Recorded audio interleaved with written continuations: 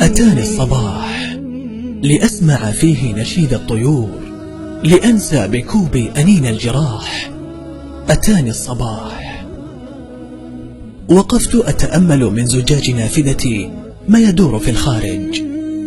رجل يشد على ربطة عنقه أثناء سيره بسرعة نحو سيارته، وطفل يبكي لأنه لا يريد الذهاب إلى المدرسة.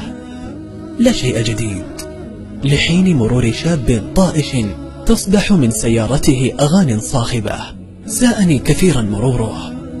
على أي حال هو مر، لكنه ترك في قلبي أثرا. أقفلتها ثم عدت للجلوس.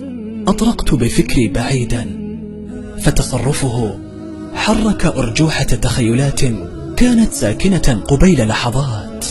أدرك تماما أنه يعرف حكمها إن نصحته، ولكن ليته يتخيل نفسه. إن انقطع زاده وعمله هل تنفعه؟ بل إن وقف ليحاسب هل سيشكي ضعفه ويرجو ألا يعاقب؟ هل سيبكي ويطلب أن يعود؟ أن تفك عنه القيود؟ ليته يدرك أنه ثمة أمل للتوبة قبل فوات الأجل. بل ليتني أسأله أيصعب تركها إلى هذه الدرجة؟ ولو كان الثمن الجنة؟ وها هي التخيلات تتأرجح بعقلي.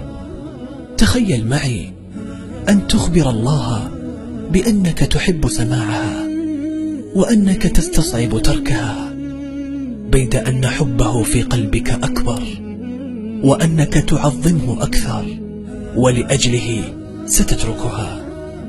يا الله، ما أجمل شعورك حين تترك شيئا سيئا قد تشبثت به لوجهه سبحانه، فيهطل سعد كقطر المطر، وتسقى أمانا عميقا كعمق البحر، ويصبح خلقك جدا جميل، ويصبح وجهك مثل القمر.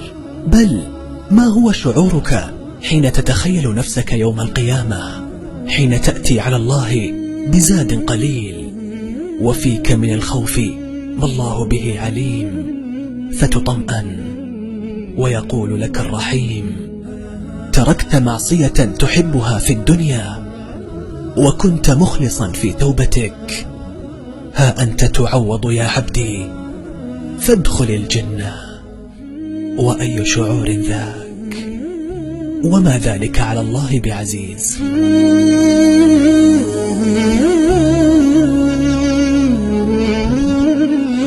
عندي موعد قد آن أن أعطيكموه برحمتي وحناني، فيرونه من بعد كشف حجابه جهرا روانا مسلم ببياني. وإذا رآه المؤمنون نسوا الذي هم فيه مما نالت العينان. والله ما في هذه الدنيا ألذ من اشتياق العبد للرحمن، وكذاك رؤية وجهه سبحانه